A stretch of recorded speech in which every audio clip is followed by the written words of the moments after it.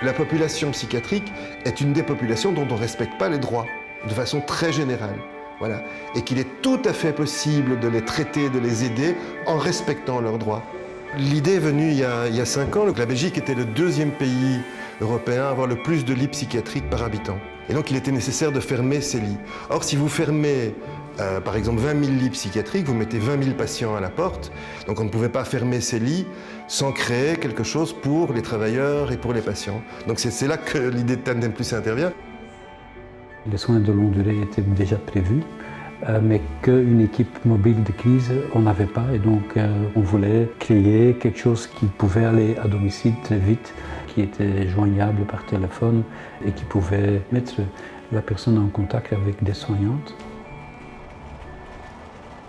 We get calls about people with a variety of psychological problems or psychiatric issues. I'm going to meet a man who is an asylum seeker from Afghanistan. He has a wife and 2 children left there in an area that's very unsafe, and he cannot do anything here. He cannot get them here because he doesn't have papers yet. Ja, ik heb heel veel problemen in Afghanistan met Taliban. En mijn vrouw, mijn kinderen.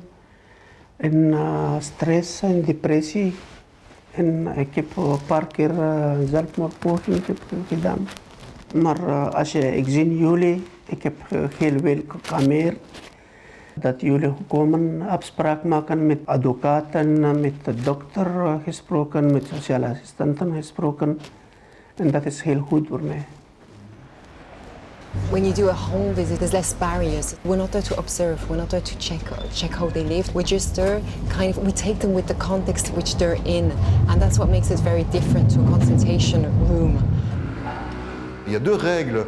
On ne laisse pas tomber quelqu'un et on ne force pas quelqu'un. On est préoccupé de la santé mentale des gens d'une façon qui évite aux gens d'aller à l'hôpital, qui évite qu'ils reçoivent trop ou trop vite des médicaments et qui évite surtout que ce qu'ils aient affaire à l'enfermement.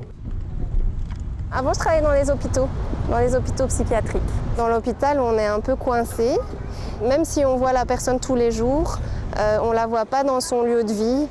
Et souvent, l'environnement fait beaucoup. Et du coup, l'équipe mobile, pour moi, ça avait du sens parce que alors j'arrive chez les gens, je vois tout de suite ce qui est compliqué. On peut régler des petites choses parfois, hein, comme par exemple une femme de ménage ou des problèmes avec les voisins.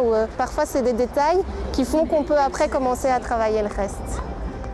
C'est pas parce qu'on ne va pas bien qu'on peut être maltraité. Je ne peux pas vous dire que vous n'avez pas le droit de voir ce que vous voyez ou d'entendre ce que vous voyez ou de vouloir mourir. Mais j'ai le droit de vous discuter avec vous de ça. J'ai le droit de vous demander, tiens, mais au fond, pourquoi? Qu'est-ce qui vous a amené là? Qu'est-ce qui s'est passé?